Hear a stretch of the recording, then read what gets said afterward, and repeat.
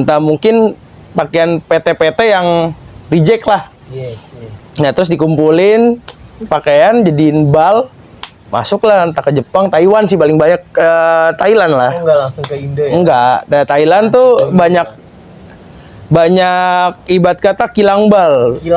Ibarat kata apa ya? Satu PT yang ngurusin barang bekas. Ada tuh fokus ya. Iya, kan ibarat kata gini. Kalau di luar adalah pembuangan.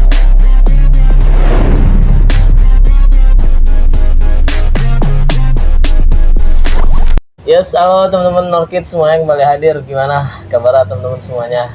Sehat-sehat ya. Yang lagi kena musibah, gue doain teman-teman selalu stay, sabar, jangan sampai kena cacar monyet. Cacar monyet. Dan yang lagi aman-aman aja nih teman-teman, gue juga nggak bosen-bosen ngedoain tetap stay juga, tetap sabar, tetap ya jangan jumawa-jumawaan lah gitu. Dan intinya teman-teman semuanya tetap rayakan hidup kalian. Boleh. Nah, kesempatan kali ini teman-teman, gila gue seneng banget akhirnya nih sekian perjalanan ketemu juga nih sama anak muda yang cukup fenomenal, gokil. Kita akan banyak ngebahas dunia thrifting atau simpelnya dunia apa ya, barang bekas, second lah ya, second gitu lah.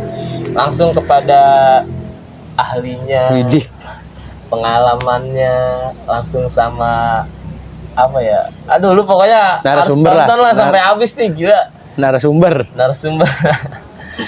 gue nggak mau banyak cerita tentang dia dulu nih, pokoknya harus maksa lu nonton sampai habis ya. Iya benar, boleh. Karena banyak daging nih, gila. Tapi sebelum itu gue pengen kenalan dulu nih, atau ngenalin dia ke teman-teman semua nih. Siap. Gimana kita boleh kan gue ngenalin? Boleh. Coba dong Ray, boleh dong Ray. Nama gua Ray, yang orang tahu ya Northbeast gitu. Ya ada channel YouTube-nya Northbeast, bahasnya tentang skema thrifting, fashion, outfit gitu-gitulah. Mantap ini. Northbeast Shop atau Northbeast. Ini nama toko, iya. Northbeast Club tuh sebenarnya nama channel YouTube-nya. Oke. Terus kayak ya kalau bikin toko daripada gue cari nama lain, tinggal ganti aja klub dan shopnya aja. Udah gitu aja. Urusan itu aja dipikirin ya. Iya. Nah Ray, gue mau mulai dari apa ya? Dunia thrifting ini kan udah merajalela ya. Ya, merajalela. Bahkan sampai ke daerah ya. Yes. Nah, gue pengen tahu dulu sederhana menurut lu gitu. Kalau gue yang tahu nih, dunia thrifting ini simpelnya ya proses jual beli barang-barang second atau barang-barang bekas. Iya. Tapi kan ada pembedanya gitu kan ketika pre-loved gitu kan. Oh, jual barang pribadi kita yang second. Benar. Itu bedanya gimana tuh, Ray? Atau thrifting sendiri itu punya pengertian sendiri? Kalau sebenarnya jalur skema thrifting sebenarnya menurut gua beda nih sama pre-love. Oke. Karena kan thrifting tuh kalau diartiin lu lihat di Google kan artinya penghematan beli barang second gitu kan. Salah satunya itu juga. Nah, kalau pre-love bahkan kita yang mau jual barang yang nggak kepake. Yes. Jadi sebenarnya di sini juga kadang bingung. Ada beberapa temen juga yang sebenarnya itu barang pre-love, cuma namanya second, ini masuk nggak nih ke thrifting? Kalau masuk kan sayang juga harga, gitu loh. Kasarnya beberapa barang orang kan pre-love orang mungkin ada yang bagus-bagus. Iya, betul. Kalau disamain sama harga thrift kan kadang-kadang kasihan juga gitu loh. Iya. Sebenarnya menurut gue beda. Gue juga sempat agak bingung ya. Apa thrifting itu bermuara atau berawal dari pre-love nih, saking banyak orang jualin barang sendiri gitu kan. Tahu-tahu jadilah skema thrifting itu sendiri, atau memang punya perbedaan masing-masing? Punya perbedaan masing-masing sih. Intinya kalau pada pre-love kan, lo orang semua tahu kan pre-love tuh barang bekasan orang yang nggak kepake masih bagus dijual lagi. Bahkan kalau banyak di Indo nih acara ibarat kata bukan event thrift tapi garage sale. Garage sale? Iya. Itu model gimana? Model mungkin kayak satu komunitas yang orang-orangnya punya barang-barang nggak kepake, terus masih ada value-nya, ada harganya. Kayak lelang. Iya gitu. Iya. Kalau thrift ini sebenarnya menurut gua beda karena alur thrift dari pertama nih, boleh gue jelasin ya? Boleh dong, ini yang main. Oke. Jadi thrifting itu sebenarnya gini, kalau di Indonesia nggak ada culture-nya. Kalau di luar tuh gini, di setiap negara ada jangka waktu pemakaian barang, Bang. Oke. Kayak Salah satu Amerika, negara mana? Jepang Oh, lah, Amerika, Jepang. ya kan? Mobil pun 5 tahun pakai Oh, jual. oke. Handphone Iya. deh. Iya, Kenapa betul, ada betul. kasarnya handphone yang sekarang dijual Iya, murah iya, banget kan, paham, iPhone paham. tuh. Itu kan sebenarnya Di sana udah expired. mereka tuh itu HP ori, cuman mereka ngambil bekasan orang-orang luar. Karena notabene pemikiran mindset orang luar, ini barang udah lama, terus muncul barang baru, mereka pengen beli barang baru yang lama dijual. Oke. Kalau kita kan orang Indonesia yang lama disimpan aja, kalau nggak dikasihin ke saudara gitu kan. Betul. Dan di sana juga regulasinya mengatur ya. Iya. Artinya kita mau nggak mau tuh kalau tinggal di sana tuh Ikutin. udah masa tahunnya ya mau nggak mau nih harus kita Umur barangnya harus. Nah, kalau simpel gini, kalau lu sempet nonton kartun Toy Story nggak sih? Toy Story itu. Yang mainan-mainan, Oh, yang mainan cowboy gitu. iya, gue tahu. Nah, itu di situ tuh alur ceritanya itu mainan dibuang, Bang. Bakal dibuang, dikotakin di negara mana tuh, pokoknya di setiap negara ada beberapa regulasi yang kayak 5 tahun atau berapa tahun umur barang entah disumbangin, entah dijual apa gimana, mereka disatuin ya dibuang lah pakaian-pakaian second ini nih, pakaian bekasan mereka bule-bule, entah pribadi, entah mungkin pakaian PT-PT yang reject lah. Yes. Nah, terus dikumpulin pakaian jadiin bal, masuklah entah ke Jepang, Taiwan sih paling banyak, ke Thailand lah. Oh, enggak langsung ke Indo ya? Enggak, nah, Thailand tuh banyak ibarat kata kilang bal. Hilang Mbak. Ibarat kata apa ya? Satu PT yang ngurusin barang bekas. Ada tuh fokus ya. Iya, kan ibarat kata gini. Kalau di luar adalah pembuangan mobil tuh kalau Iya, nonton iya, film-film iya. action gitu-gitu Gua tahu, kan. Nah, gua tahu. terus skemanya mungkin di pakaian digituin, dijadiin bal, terus jatuhnya ini kan barang nggak kepake, limbah. Iya, limbah ya. Ya Indonesia limbah tetap Pusat, aja ya. disikat kalau ada peluang duit. Nah, akhirnya ya terjadilah itu jual beli bal. Oke. Nah, si thrifting sendiri harus pakaian. Maksudnya fashion. Enggak juga, semua apa aja sebenarnya. Apa aja ya? Iya kan ibarat kata thrifting ini istilahnya aja lah, penghematan untuk membeli barang yang masih layak pakai gitu kan kalau kita searching di Google. Tapi mendominasi ini fashion ya. Yang naik sekarang fashion gitulah. ya. Mungkin karena beberapa tahun lalu ibarat kata viralnya hype beast gitu kan. Beli 2-3 brand, tahun iya kan? lalu ya. Beli barang branded mahal-mahal. Indonesia kan kadang gengsi, cuman budgetnya pas-pasan gitu. Jadi masih Manfaatin nih. dimanfaatin ya. ya. Orang nggak ada yang tahu ini gue Kayak gitu. Pas gitu kan. Taunya ya pas gue udah pakai gitu. benar. kan. Benar. Nah, Ray, lu sendiri kenal thrifting tuh kapan, Ray? Atau dari mana lu kenal Ray? Sebenarnya orang tahu thrifting gua itu dari konten kan awalnya. Ya sebenarnya udah dari lama. Kalau kita anak Priuk kan ibarat kata nonton hardcore deh. Idi. Harus nyari baju gombrang ya. Keren, Iya. gombrang. Terus ibarat kata flanel, zaman masih kecil dibeliin orang tua ya baju bener, bajunya baju umum lah. umum ya kan. Pasar, Cuman toko. di trennya kalau nonton acara HC Iya. kan harus oversize gitu kan. Bahkan kalau enggak trending juga. kalau di Priuk gini deh, nyari kaos polos buat sablon WR tuh. Iya, paham. Bener gak sih? Nggak cuman buat beatdown, cuma sablon WR. Apa pakai tongkrongan baju. kita Iya. ya, warung apa Iya gitu. Oh, berarti lu juga ngikutin ya? Gue masa taunya itu gitu. Gue tahu masa itu. Terus bermulanya ya pengen bikin konten bahas sneakers. Tapi jajan nggak mumpuni, ya kan? Duit nggak mungkin gue beli sepatu mahal kan, gitu. Terus, aduh, bikin konten apa ya? Basicnya emang gue orang yang suka main kamera lah. ya? Oke. Bikin konten apa ya? Terus kepikiran lah, oh iya zaman dulu kan kita nonton hardcore gitu-gitu second. Gue searching di YouTube, udah ada belum nggak sih bahas ini? Khususnya di utara lu riset. Iya, di mana pun gue ada, tapi perempuan, dan rata-rata konsep thrifting perempuan tuh bener-bener nyari yang unik, emang gimana sih kalau cewek kan kalau iya, pakaian paham, tuh paham, ya. ukti-ukti hijab tuh Iya. pakaiannya unik-unik sekarang kan, lebih ke situ Entry konsepnya. gitu ya, nggak brand ya, bukan brand lah, yang penting begitu dipakai Iya, unik gitu. rata-rata Oke. gitu. Nah ya udah gue mencoba untuk jadi versi cowoknya, Terus ngikutin tren. cari yang versi brandednya aja gitu. Karena istilah sekarang kalau dilihat anak muda di saat itu gue ngeliat anak muda tuh lagi gila brand. Betul. Ya kan? Dan harga brand juga mahal. Distro di mana-mana juga. Iya. Terus ayo udahlah gue buat versi yang thrifting, cari-cari barang brandnya dulu gitu. Dan itu lu awal untuk apa tuh? Pengguna sendiri gitu. Untuk pengguna sendiri konten ya emang ya nggak munafik lah, dulu pengen keren cuman budgetnya pas-pasan gitu kan. Sekarang cocok nih, iya, masuk nih ke wadah thrift ini ya. buat konten sepatu istilah harga 3 juta. Anjing masih tiap hari harus bikin konten, harus beli ya kan. Gua aja sanggup 3 juta tuh 2 bulan dulu gitu. Ibarat kata nganggur, nggak mau ngapain ya kan, cari opsi. Akhirnya ya udah bikin konten, masuklah di skema thrift.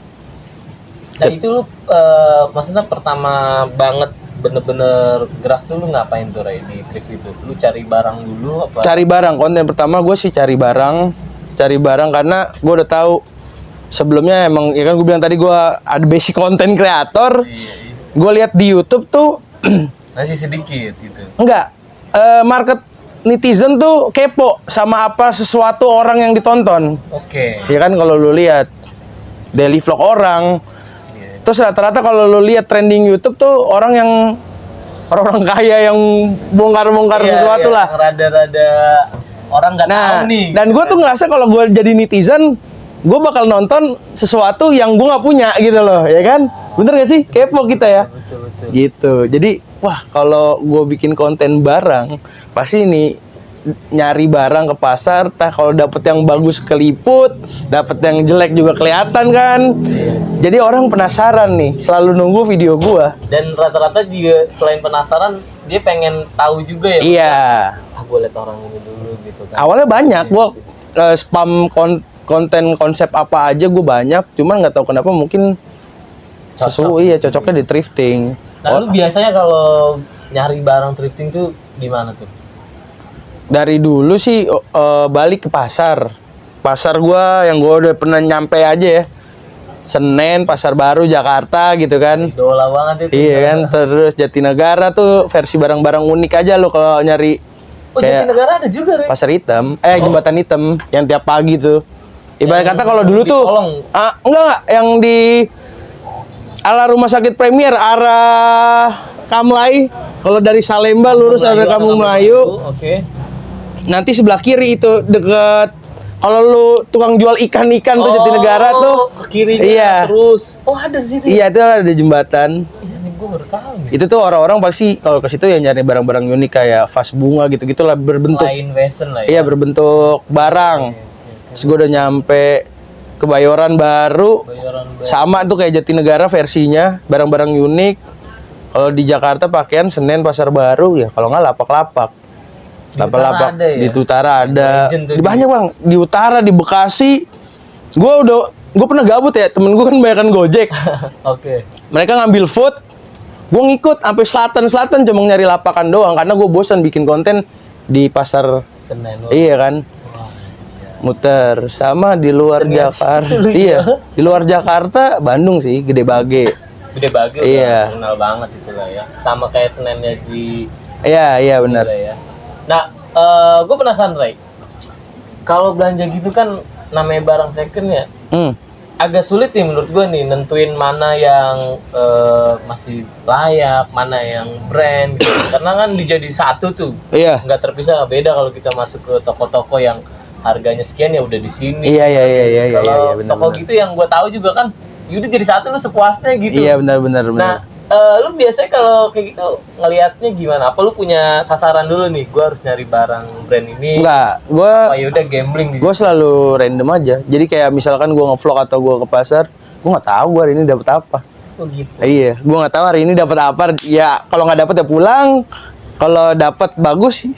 Sikat. Ya kalau kayak itu dulu lah. Kalau sekarang mas skemanya gue ada toko mau nggak mau harus dapetin buat nyetok udah gitu aja. Sekarang lu udah lebih tahu petanya orang-orang mana aja yang sering ngeluarin brand bagus. Kalau skema umum ya gitu, gue awalnya random nggak tahu gue bakal dapet apa, random aja muterin pasar terus jiwa orang miskin tuh meronta kalau menurut gua. Gini. Kalau kita orang kaya kan enak. Skill orang miskin.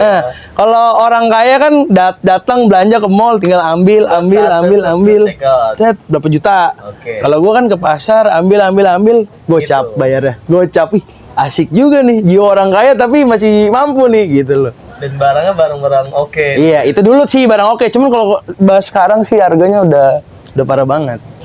Udah pedagangnya juga udah tahu ya, ini banyak dijual belikan lagi dengan harga Gara-gara konten fantastis. gua kali ya. Gara-gara konten gua kayaknya. Tapi ada bagusnya dong, sehingga kan nggak dianggap sepele lagi dong. Ya, benar. Ya kan, yang tadinya orang, ya sorry, pasti gengsi lu tuh ngapain beli barang bekas sih gitu kan. Iya. Sekarang udah berbeda. Iya, Hanya beda. pamer barang bekas sekarang. Benar. Nah, Re, tentu kan lu dateng gini random gitu kan. Biasanya apa aja yang lu amatin, Re? Misalkan ada satu brand nih, lu nggak tahu tentang brand itu, tapi lu melihat itu suatu barang yang bagus tuh biasanya lu ngeliat dari mananya, Re? Gua tuh balik lagi tadi gua bilang, jiwa orang miskin tetap meronta. Pribadi nggak cuman gue lah, gue yakin orang kalau nggak punya barang pasti kepo gitu loh. Kayak contoh temen gue misalkan kayak orang berduit dateng bajunya ini, situ gue ngeliat oh ini merek ini ya, itu kan otomatis gue udah tahu nih opsi ini merek ini, ya gue masih lah searching di Google, oh merek ini harganya sekian ada nggak sih di pasar. Nah di situ tuh cuma ngeriset doang, nggak berharap ada aja. Cuman observasi aja. Iya, observasi terus aja gua. Nih kayak gua nongkrong sama anak skate contohnya. Terus gua lihat anak-anak skate brandnya ini aja ya. Terus gua ke anak-anak mana gitu ya kan. Anak musik. Gua lihat brandnya apa aja ya. Dapat nggak nih di trading? Nah, ada aja di pasar kita yang dapat brand-brand kayak gitu. Terus kayak semal-malnya barang juga dari dulu sampai sekarang harganya berapapun, barangnya sebanyak brand apapun kan nggak semua pedagang pasar tahu. Iya juga. Gitu sih. Apalagi kalau lu ke pasar kan. Dia juga kan belinya juga random. Ini gua nggak pernah ngomongin dia orang gini nih. Di bahkan di channel gua kan kadang nggak enak lah. Gua gini nih. Contohnya gini. Skemanya pedagang pasar rata-rata berumur, udah tua, jarang yang muda. Iya, paham. Terus kalau lu ke pasar Senen rata-rata bukan orang Jakarta, orang daerah. Oke. Gua nggak rasis ya, cuman pengetahuan soal fashionnya itu kurang menurut gua. Ya, mereka. Gue setuju karena orientasinya hanya uang aja kan. Iya kan? Lebih murah dijual iya. gitu kan. Terus ditambah kalau kita secara umum orang umum nih tanpa riset dulu ya. Kita lah tahu lah kalau brand di mall ada apa aja, ada Zara, ada Uniqlo gitu-gitu kan. Mereka juga mungkin tahu, cuman balik lagi kita bisa bedain nih harga baru mall sekian, harga pasar sekian. Itu pemikiran umum. Kalau kita research lagi atau enggak, kalau mungkin lu punya circle orang-orang tajir ya nggak masalah sih, lu liatin. Justru bagus menurut gua tuh circle orang-orang tajir. Buat bisnis ya artinya ya. Apapun lah. Terus lu bakal tahu kan brand-brand apa, ditambah kalau lu research, ditambah belum tentu si pedagang tahu apa yang lu research. Terus belum tentu pedagang juga di satu bal brand apa aja nih. Mau sekarang harga mahal atau viral nih, wah barang contoh kayak misalkan ada nih barang hype banget sampai mahal harganya di thrifting nih. Ya pasti ada beberapa brand yang miss sama mereka gitu loh. Mereka nggak tahu brand apa. Dan dia rata-rata taunya yang udah naik aja pasti. Iya, gitu terus kan ya. namanya anak muda, circle ada musik, ada skate, atau apa segala macam. Di circle itu masing-masing kan ada konsep brand-brand juga kan. Ada brand yang merajai. Iya kan, kayak kalau lu anak skate lu mungkin suka Vans, suka Tracer gitu-gitu kan. Kalau musik suka apalah gitu-gitu kan. Kalau di olahraga Nike, dan Adidas, gitu. Ya emang si pedagang ngikutin semua rules itu ya kan, ngikutin jalan itu kan enggak. Ya iya balik lagi lu ke hobinya apa deh? Kalau misalkan ke hobi musik ya udah, gua awalnya cari barang-barang musik mungkin gitu. Nah, ngebedain ya tuh Ray, barang original lu beli di pasar thrifting tuh gimana Ray sama barang? Tentu kan pasti nyampur dong, nggak semua Iya. original dong. Sama kayak kita ke toko nih. Ya sorry ya kan, walaupun ada toko khusus ori ada, Iya. tapi kan sekarang ya kita Iya gitu. bukan rasis juga sama pedagang kan. Gue ada dua cara bang. Yang pertama,